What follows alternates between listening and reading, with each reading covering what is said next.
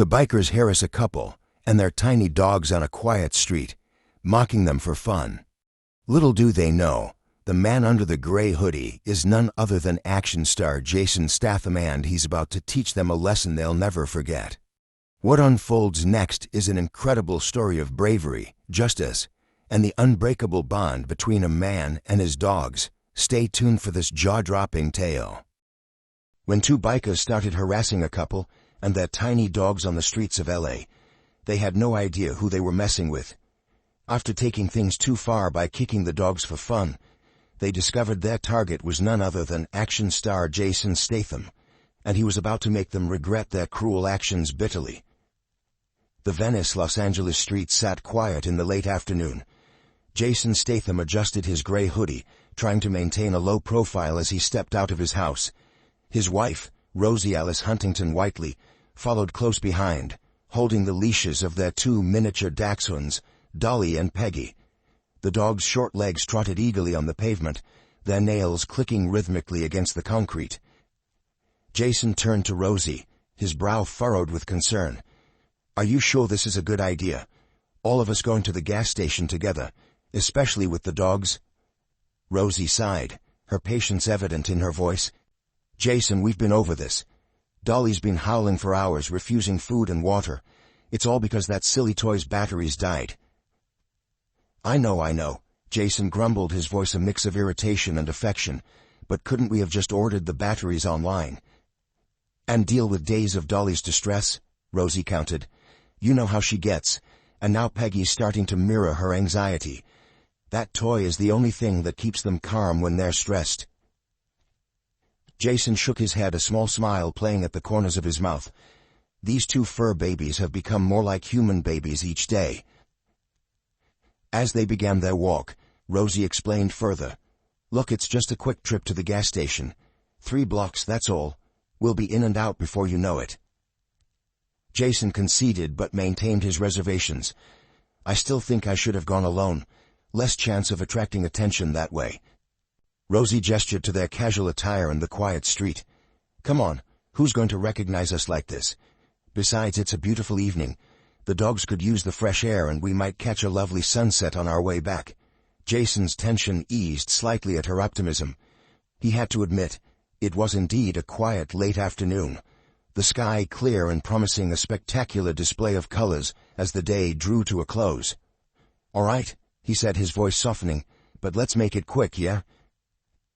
Rosie smiled, linking her arm through his as they continued down the sidewalk, Dolly and Peggy leading the way with their noses to the ground, tails wagging happily. As they walked, Jason found himself relaxing into the moment. The neighborhood was peaceful, with only the occasional sound of distant traffic or a barking dog breaking the tranquility.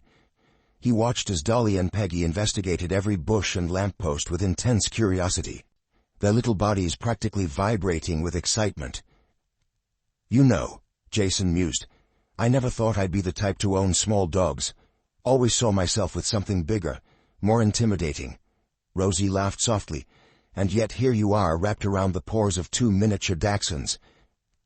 "They do have a certain charm," Jason admitted, watching as Peggy attempted to chase a leaf blowing across their path, "though I'm not sure how intimidating they'd be if we ever needed guard dogs." "Oh, I wouldn't underestimate them," Rosie said with a grin. "They may be small, but they've got big personalities. Remember when that delivery guy came to the door last week? Dolly barked so fiercely you'd think we had a Rottweiler." Jason chuckled at the memory. True, nearly gave the poor bloke a heart attack. As they rounded the first corner, the gas station came into view in the distance. Jason felt a small twinge of apprehension, still wary of being recognized, but Rosie's presence and the dog's cheerful demeanor kept him grounded. "See," Rosie said, gesturing ahead, "we're almost there already. This little excursion wasn't so bad, was it?" Jason had to admit she was right. The walk had been pleasant, and the thought of returning home to a quiet evening with his family and well-behaved dogs was appealing. As Jason and Rosie turned the corner, the peaceful atmosphere was suddenly shattered by the roar of engines. 2 Harley motorcycles thundered past, their exhaust fumes filling the air. One of the bikers, a burly man with a thick beard, turned his head and yelled over the noise, "Hey, those mop dogs look like they belong in a janitor's closet."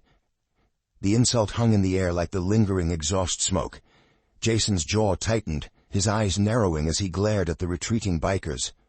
"Unbelievable," he muttered under his breath, his earlier relaxed demeanor evaporating in an instant. Rosie's grip on the leashes tightened slightly, her voice tinged with concern. "I can't believe there are such intimidating men in our neighborhood. Should we be worried?" Jason shook his head, his expression thoughtful. "You know, it's strange. In my experience, most bikers are actually animal lovers. There must be bad exceptions to every rule, I suppose." The incident created a moment of tension between them. Rosie glanced back the way they had come, then ahead towards the gas station. "Maybe we should turn back," she suggested hesitantly. "You were right, bringing the puppies might have attracted unwanted attention." Jason considered her words, his gaze fixed on the gas station just 2 blocks away. After a moment he shook his head. "No, let's press on. The station's just around the next corner. We've come this far, might as well finish what we started." Rosie nodded, though her unease was still evident. "Okay, let's just hope they're gone. We'll make this a quick supply run, and not bother about them." As they continued their walk, Jason kept a watchful eye on their surroundings, his protective instincts on high alert. Dolly and Peggy, oblivious to the tension, continued their eager exploration of the sidewalk, sniffing at every new scent they encountered. "You know," Jason said, trying to lighten the mood, "I've dealt with far worse than a couple of loudmouth bikers in my films. This should be a walk in the park, literally." Rosie managed a small smile. I know, it's just unexpected, I suppose. We're so used to our quiet little bubble here." Jason nodded in understanding. "Life has a way of throwing curveballs, doesn't it? But we'll be fine. We'll get those batteries, and before you know it, we'll be back home with Dolly's toy working again." As they approached the final stretch before the gas station, the sun began to dip lower in the sky, casting a warm golden glow over the neighborhood. Under different circumstances, it would have been a picturesque scene. Now, however, the lengthening shadows seemed to hold a hint of foreboding. "Almost there," Jason said, more to himself than to Rosie. "Let's just hope those bikers have moved on and we can get this over with without any more drama." As they approached the gas station, Rosie's sharp intake of breath caught Jason's attention. Following her gaze, he spotted the Harley motorcycles parked outside. The setting sun cast long shadows across the forecourt, adding an ominous atmosphere to the scene. "Jason," Rosie whispered, her steps slowing instinctively. "The bikers must still be here, look." Near the entrance they could see the 2 men harassing an elderly woman with a small dog. Their aggressive postures and mocking tones were clearly visible even from a distance. Rosie tugged gently on Jason's arm. "Maybe we should turn back after all. This doesn't look good." But Jason shook his head, determination evident in his voice. "No, we can't go back now. If we return home empty-handed, we'll be dealing with Dolly's stress and tantrums all evening and tomorrow. We've come this far. We might as well see it through." He positioned Rosie on his right side, keeping himself between her and the parked Harleys. "The bikers' bikes are on my left," he explained, his protective instinct evident in every movement. "You walk on my right so I can shield you if needed." As they drew closer, the bikers noticed their approach. The loud-mouthed one from earlier deliberately released the old woman and moved to block Jason and Rosie's path to the store's entrance. Now that they were closer, Jason could see the Iron Wolves insignia on their jackets, with the tagline "Ride or Bite" prominently displayed. "Hey, we meet again," the biker called out, his voice dripping with mockery. "What ugly-looking dogs you have there. They look like wash mops or what? Sausages." He laughed at his own joke. His companion joined in, adding, "Do those dogs motivate you to clean up your home or cook whenever you see them?" Their laughter echoed across the forecourt. Rosie rolled her eyes at their childish behavior, which seemed to anger the first biker further. He stepped closer, his bulk intimidating as he towered over them. "Hey, you know what?" he growled. "You can't enter the store with those pets. Rules are rules." Jason looked up and pulled back his hoodie, his voice calm yet resolute. "The pet-friendly sign on the door is hard to miss," Your rules don't hold here. The second biker's eyes widened suddenly in recognition. Wait a minute, he said, his tone changing. I know you. You're Jason Statham, aren't you? He turned to his companion. Tucker, do you realize who this is? The first biker, Tucker, looked more closely at Jason, his aggressive demeanor faltering slightly. Well, I'll be damned, he muttered. The second biker stepped forward, extending his hand. I'm Vince, and this here's Tucker.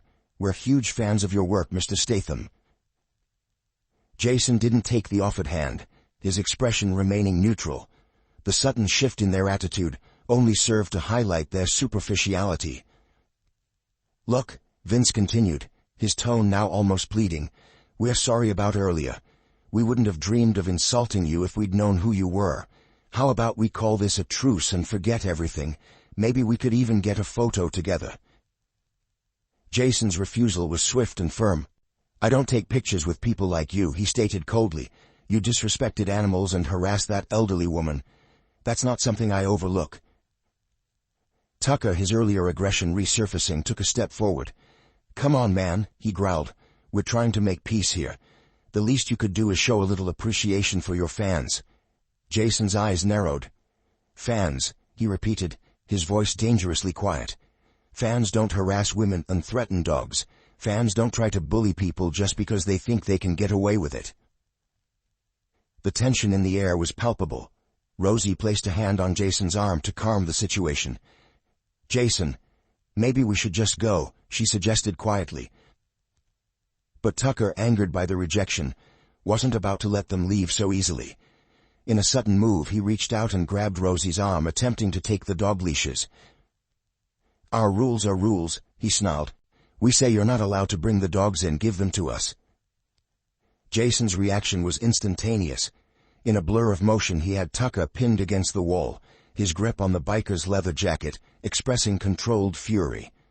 Despite the difference in size, Jason's strength and skill were evident in the way he held the larger man immobile. Don't you dare set your hands on my wife, Jason growled, his voice low and threatening. How about my rule? You two run fast from here back to wherever you came from. I don't want to see you around here when I exit the store, or the police will hear of this. The threat hung in the air, carrying extra weight coming from Jason's commanding presence. Even in his casual attire, there was no mistaking the dangerous glint in his eyes.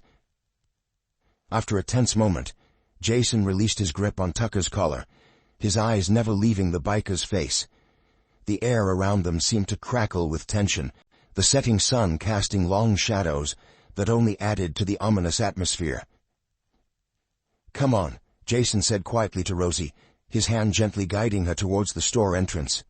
Dolly and Peggy, sensing the tension, stayed close to their owner's feet, their earlier enthusiasm replaced by cautious alertness. As they moved past the bikers, Tucker and Vince shouted threats of retaliation, their voices carrying across the forecourt. You'll pay for this, Tucker yelled, his face red with anger and embarrassment. Jason ignored the threats, focusing instead on getting Rosie and the dogs safely into the store. As the automatic doors slid open, the cool air-conditioned interior provided a stark contrast to the heated confrontation outside. Inside, the fluorescent lights buzzed softly overhead, casting a harsh glow over the aisles of snacks, drinks, and automotive supplies. The cashier, a young man with a name tag reading Mike, looked up from his magazine, his eyes widening slightly as he recognized the famous couple. Good evening, Jason nodded politely, trying to maintain a sense of normalcy, despite the lingering adrenaline from the confrontation. Rosie, her hands still shaking slightly, began to lead the dogs down one of the aisles. Let's get what we need and get out of here, she whispered to Jason. They moved slowly through the store, gathering their supplies. Jason picked up several packs of AA batteries, ensuring they had enough to last for a while. Rosie added a few bags of dog treats to their basket, along with some human snacks. As they shopped, Rosie attempted to lighten the mood. You know, she said softly, maybe we should have a movie marathon tonight. Something with dogs in it, to keep our minds off all this. Jason managed a small smile, appreciating her effort to normalize the situation. That sounds good, he agreed. We could start with Marley and me and work our way through to Lady and the Tramp. They continued their shopping in relative silence, the events outside weighing heavily on their minds. Dolly and Peggy, picking up on their owner's mood, remained unusually quiet, their little tails drooping slightly. As they approached the counter to pay, Mike the cashier cleared his throat nervously. Everything okay out there?" he asked, his eyes darting to the window where Tucker and Vince could still be seen loitering near their motorcycles. Jason nodded curtly. "It's under control," he said, not wanting to elaborate further. Mike rang up their items, his movements quick and efficient. "Well," he said as he bagged their purchases, "good on you for standing up to those guys. They've been causing trouble around here for weeks." Jason raised an eyebrow at this information, but said nothing, simply handing over his credit card to pay for their items. As Mike handed them their receipt, he leaned in slightly. "Just be careful leaving, okay? Those types don't usually give up easily." Rosie thanked him for his concern, her grip tightening slightly on the dog's leashes. Jason took the bags in one hand, his other arm protectively around Rosie's shoulders, as they made their way back to the store's exit. They hesitated briefly at the doors, scanning the parking lot for any trace of the bikers. They were gone. The sun had sunk lower, stretching long shadows across the asphalt, and cloaking the scene in an unsettling stillness. As Jason and Rosie exited the store with their purchases, a wave of relief washed over them. The area around the gas station appeared clear of the bikers and their motorcycles. Rosie released a long, relieved breath, circling her arm through Jason's as they began their walk home. "Thank goodness that's over," Rosie whispered, her voice barely audible above the soft panting of Dolly and Peggy. The dogs seemed oblivious to the tension, trotting happily alongside their owners. Jason nodded, his eyes still scanning their surroundings as they walked through the gas station's pump area. The setting sun cast long shadows across the pumps, creating an eerie landscape of light and dark. After a few moments of cautious silence, Rosie spoke again, her voice hushed. "Do you think they really feared your threats? Will they leave us alone now?" Jason's response was measured but realistic. "It's hard to say," he admitted. "Police rarely pursue animal-related complaints unless there's serious injury involved. But I'm hoping my warning was enough of a deterrent." They continued walking, the rhythmic click of the dog's nails on the pavement, a comforting counterpoint to the ambient sounds of the evening. As they passed the station's pump area, Jason's keen eyes caught movement in his peripheral vision. His muscles tensed as he spotted the bikers, their motorcycles now parked at a distance. Though they appeared preoccupied, their presence set Jason's nerves on edge. Rosie, noticing Jason's sudden tension, followed his gaze. Her grip on his arm tightened slightly. "Maybe we should cross the road," she suggested, her voice trembling slightly. "Take an alternate route home." Jason considered her suggestion for a moment before shaking his head. "No," he said firmly. "The sunset is coming soon, and I don't want to show them we're afraid. We'll keep going. Just stay close to me." They continued their walk, trying not to stare or pay any attention to the bikers. The dogs, sensing the tension, walked closer to their owners, their earlier enthusiasm dampened. Jason and Rosie slowed their pace just as they passed the parked Harleys, just as they walked past the bikers casually, thinking they might make it home without further incident. Tucker sprang into action. With a sudden aggressive movement, he attempted to kick at the dogs. Jason reacted instantly, pushing Rosie aside and pulling hard on the leashes. But despite his quick reflexes, Tucker's boot made contact with Peggy. The small dog let out a sharp yelp of pain that quickly transformed into a growl. Before anyone could react, Peggy had sunk her teeth into Tucker's boot, refusing to let go even as Jason attempted to pull her away. The peaceful evening had shattered in an instant. As Jason struggled to control Peggy and protect Rosie and Dolly, the air filled with Tucker's curses and the shocked exclamations of nearby witnesses. The confrontation they had hoped to avoid had found them anyway, and now they faced a dangerous and unpredictable situation. In the chaos following Peggy's defensive bite, Tucker's curses filled the air. "Damn mutt," he yelled, shaking his foot in an attempt to dislodge the determined dachshund. "You've ruined my boot." Despite the seriousness of the situation, Rosie couldn't help but interject, her voice sharp with a mix of fear and pride. "Dachshunds may be small, but they're fearless. You should have known better than to try and hurt them." Jason finally managed to pull Peggy away, her small body trembling with adrenaline, as she continued to growl at Tucker. The biker's thick leather boot had protected him from injury, but his pride was clearly wounded. Enraged, Tucker attempted another kick, this time aiming for Dolly. Jason's voice cut through the tension like a knife. "Don't you dare try again," he warned, his tone deadly serious as he held up his phone, "or the police will hear about this." The threat of police involvement seemed to give Tucker pause, but before the situation could de-escalate, Vince joined the confrontation. His earlier attempts at friendliness were gone, replaced by a venomous anger. "You've taken this to another level," Vince spat, his eyes darting between Jason and Rosie. "We were offering you peace simply with a picture, because we love your movies, but you treated us like we were lower than your servants." He paused, a malicious grin spreading across his face. "You think you're high and mighty with your celebrity status? Let me tell you, it won't keep you safe. We know where you live. The internet these days is so full of useful information, and more of us will come to your home." The threat hung heavy in the air, the implications clear. Jason's jaw clenched, his mind racing as he considered their options. After a moment of tense silence, he spoke, his voice low and controlled. "If you were real men, you'd settle this man to man," Jason challenged, his eyes never leaving Vince's face. Vince and Tucker exchanged a glance before Vince responded, "Our biker gang isn't just a gang, it's a pack, and a pack stays together." "Fine," Jason said, his tone indicating he was done with their posturing.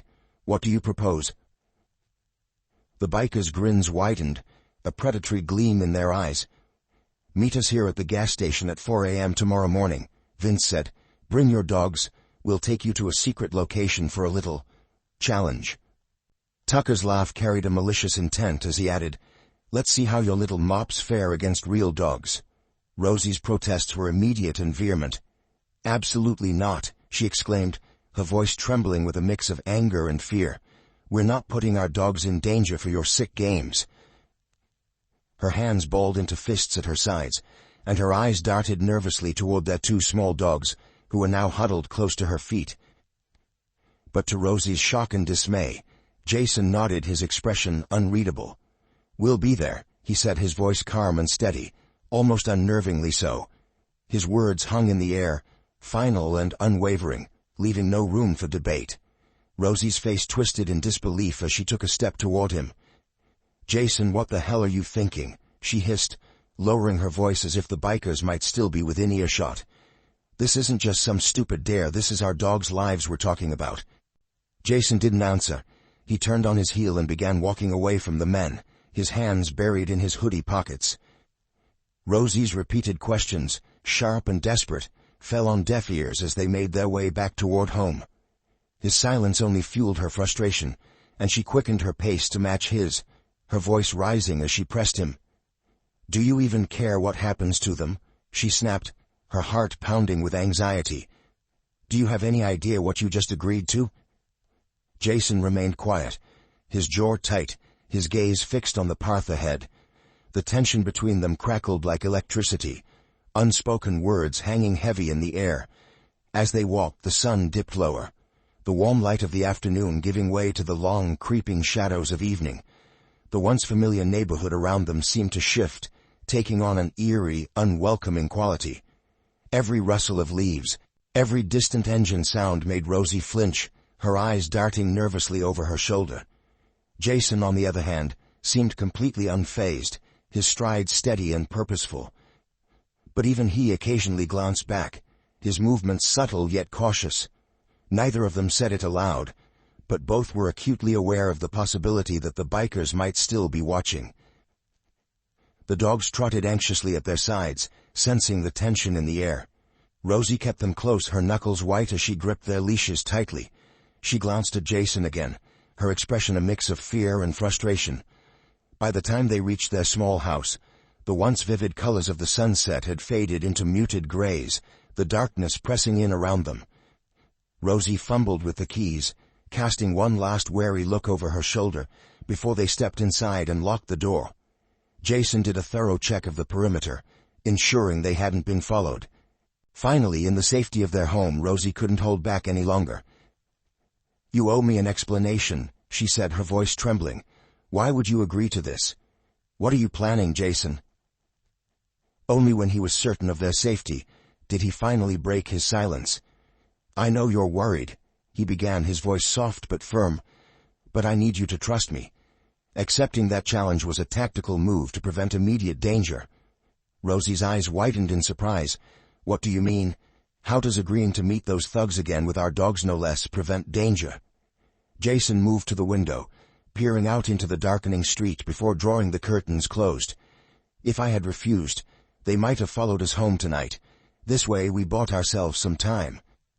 Despite his explanation, concern was still etched deeply on Rosie's face.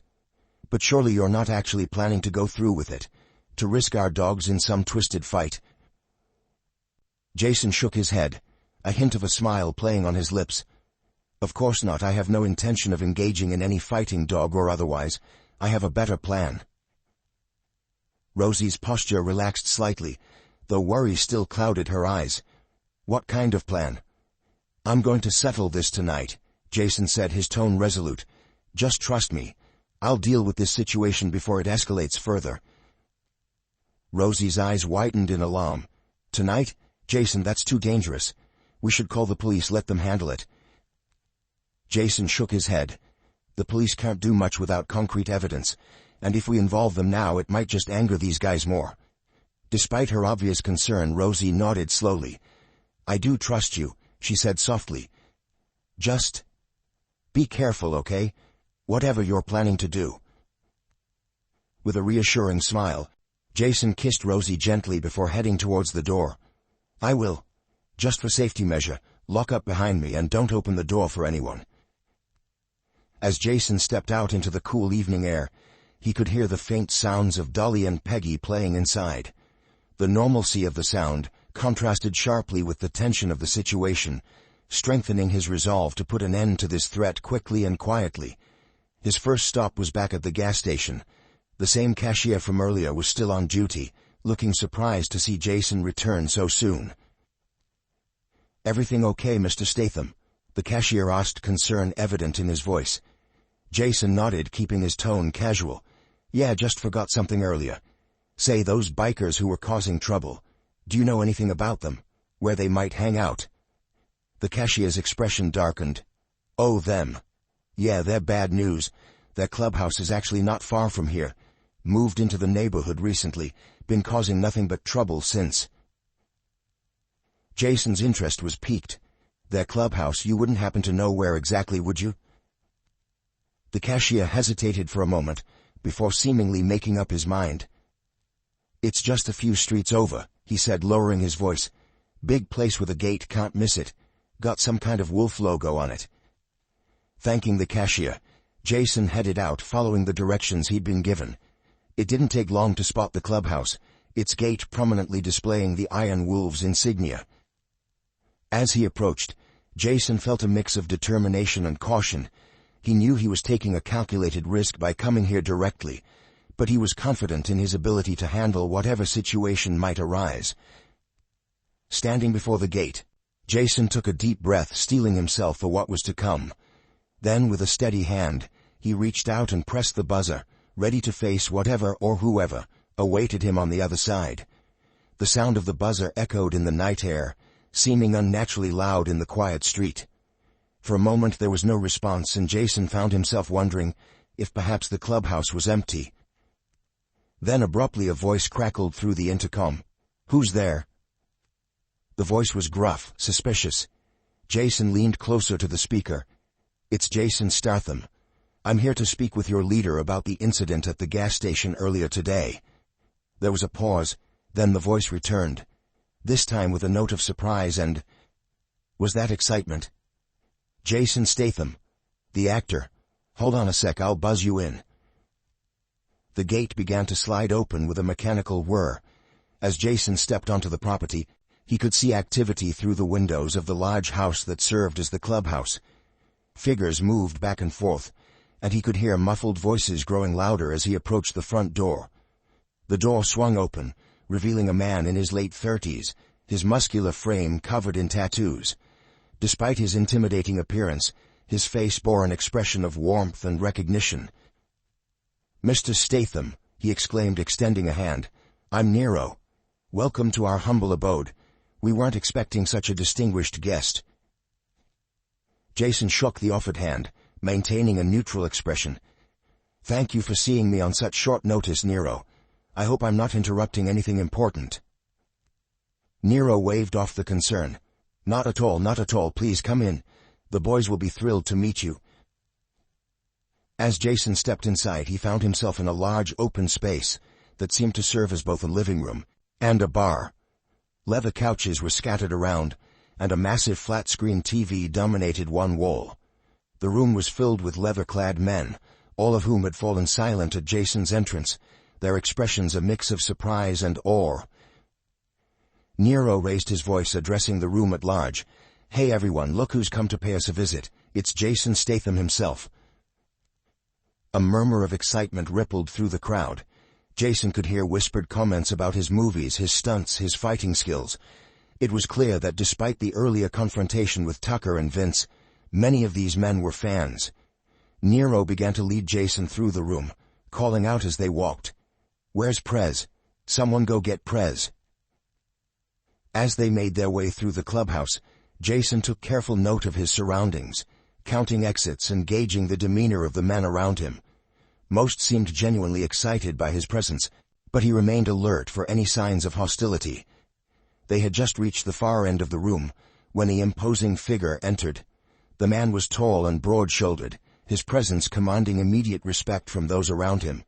He wore a leather jacket adorned with spikes, setting him apart from the others. "I'm Prez," the man said, his deep voice carrying easily across the now quiet room. "To what do we owe the honor of your visit, Mr. Statham?"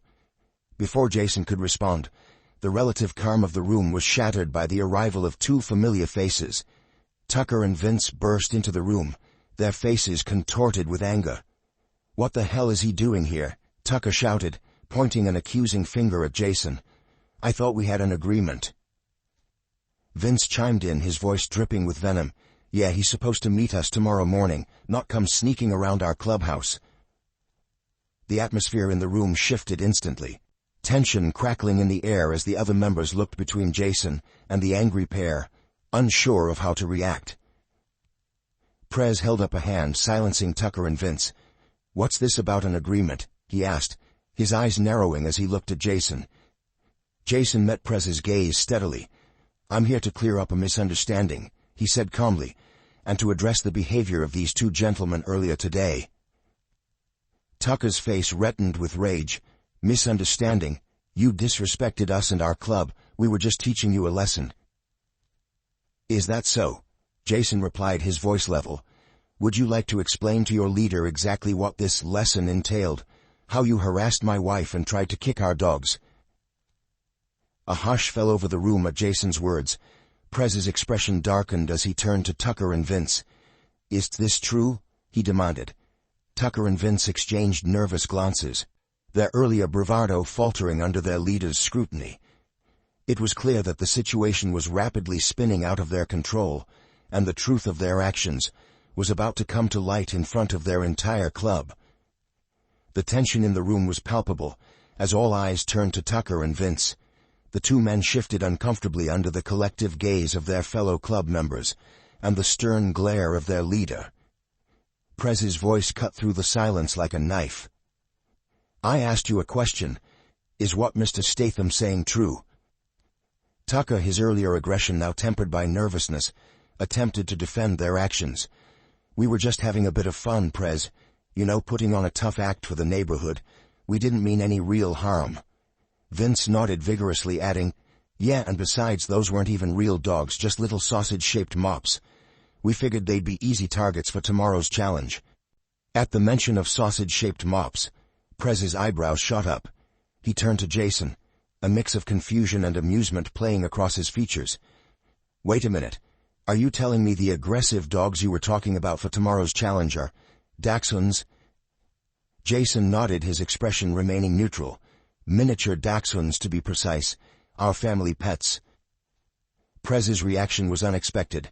A bark of laughter escaped him before he could contain it. "You mean to tell me," he said, addressing Tucker and Vince, his voice trembling with barely suppressed mirth, "that you two tough guys got bit by a dachshund, and you were planning to pit Rottweilers against them?" The other club members in the room were less successful in hiding their amusement. Chuckles and snickers rippled through the crowd, causing Tucker and Vince to flush with embarrassment. Suddenly, Nero's voice broke through the laughter. "Hey, I love dachshunds," he declared, his face lighting up with genuine enthusiasm. "They may be small, but they're fearless and bold. Plus they're sweet and lovable all at once." Several other members nodded in agreement, murmuring their own appreciation for the breed. The atmosphere in the room shifted, with many members now looking at Tucker and Vince with clear disapproval. As the commotion died down, Prez's expression hardened once more. He turned back to Jason, his voice carrying the weight of authority. "Mr. Statham, I want to assure you that this behavior is not representative of our club or its values. We may be bikers, but we have a strict code of conduct, and it does not include harassing families or abusing animals." He then rounded on Tucker and Vince, his voice sharp with anger. "As for you two, your actions have brought shame to this club. You've violated our principles and endangered our reputation in the community." Prez paused, his eyes narrowing as he considered the full implications of their actions. Setting up miniature dachshunds against Rottweilers. That was a deliberate trap, wasn't it? You were hoping they'd get bitten so you could win. The accusation hung in the air, heavy and damning. For a moment there was silence. Then Tucker's face contorted with rage, and he suddenly shouted, his voice echoing through the clubhouse. "I hope those two little mops died," he spat venomously. "House dogs don't deserve to live. They're spoiled and can't even survive on their own." The outburst sent shock waves through the room. Members who had been quietly observing now openly glared at Tucker, their disapproval palpable. Nero took a step back, shock evident on his face. Even Vince looked uncomfortable, clearly realizing they had crossed a line. Prez's face darkened with anger. "I think it's clear that you no longer belong among us," he said, his voice low and dangerous. "Return your rings, you're out." The room fell silent as the gravity of Prez's words sank in. Tucker and Vince stood frozen, shock evident on their faces. "But Prez," Tucker began, his voice pleading, "we've been with the club for years, you can't just—" Prez cut him off with a raised hand. "I can and I am. Return your rings. I won't repeat myself again." With trembling hands, Tucker and Vince removed the iron rings bearing the club's insignia from their fingers, placing them in Prez's outstretched palm. The tension in the room peaked as Tucker's true nature was fully exposed, his prejudice against house pets revealing a cruelty that had no place in the club. As the expelled members shuffled towards the exit, their heads bowed in defeat, the remaining club members watched in stony silence. The air was thick with disapproval, and a sense of justice served. Jason, who had remained calm throughout the confrontation, spoke up. "If I may ask, what exactly was this challenge they proposed for tomorrow?" Prez sighed, running a hand through his hair. "It's not what you might think. We don't engage in dogfighting or anything cruel like that. Our club puts a high value on dogs. The challenges we organize are more like obstacle courses and agility tests. It's all in good fun, meant to showcase the bond between a dog and its owner." He paused, a frown creasing his brow. "However, I will admit that we've had incidents in the past where our larger dogs, not used to smaller breeds, have shown some aggression. It seems Tucker and Vince were planning to exploit this tendency with your dachshunds. I apologize sincerely for their malicious intent." Jason nodded, accepting the apology. "I appreciate your honesty and your swift action in dealing with this situation. It's clear that the values of your club are far different from what those two led me to believe." As the conversation continued, the atmosphere in the clubhouse began to relax. The other members, seeing that the situation was being resolved peacefully, started to engage in their own discussions, though many still cast curious glances at their unexpected celebrity guest. What had started as a potentially dangerous confrontation had transformed into an opportunity for understanding and resolution.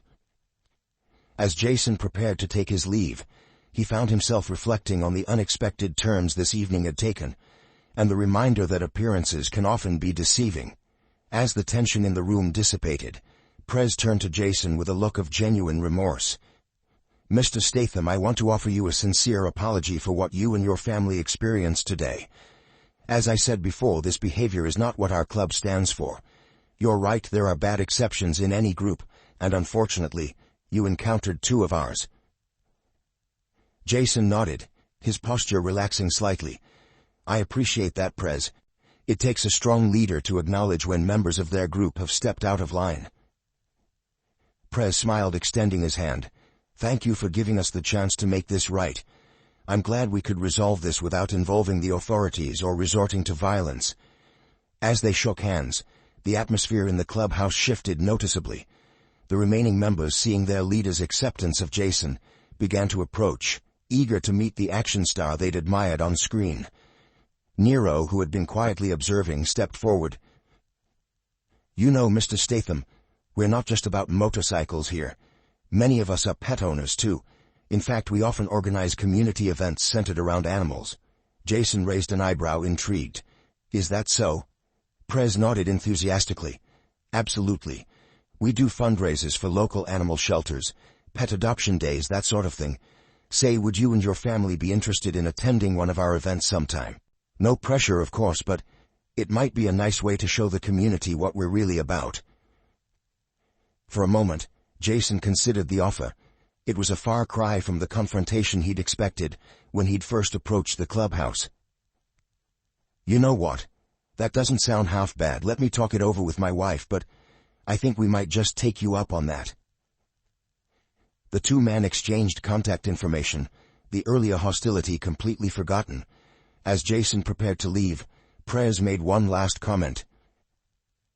"And hey, if you ever want to bring those dachshunds of yours for a playdate with some of our dogs, you're more than welcome. I've got a bulldog myself who loves playing with smaller breeds." Jason couldn't help but chuckle. "I'll keep that in mind. Dolly and Peggy could probably use some new friends." As Jason stepped out of the clubhouse into the cool night air, he felt a sense of satisfaction. What had started as a potential threat had been transformed into an unexpected opportunity for community building. On his walk home, Jason pulled out his phone to call Rosie. As he dialed, he could hear the faint sounds of Dolly and Peggy playing in the background when she answered.